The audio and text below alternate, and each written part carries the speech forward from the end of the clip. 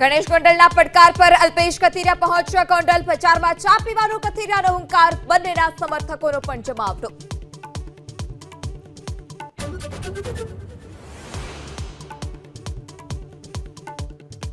Online ગેમિંગના નામે છેતરપિંડી કરતા 7 યુવક ઝડપાયા બનાસકાંઠાના પાલનપુરમાં. બંગલો ભાડે રાખી ઠગાઈનું દેશવ્યાપી નેટવર્ક ચલાવતા મોટાભાગના આરોપીઓ કોલેજના વિદ્યાર્થીઓ.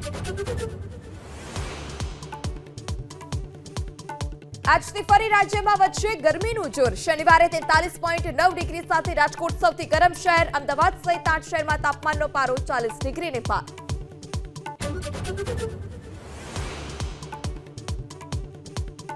એલઓસી પર પાકિસ્તાની ચોકીઓ પરથી સતત ત્રીજા દિવસે ફાયરિંગ. રામપુર સેક્ટરમાં ગોળીબારનો ભારતીય સેનાએ આપ્યો જડબાતોડ જવાબ.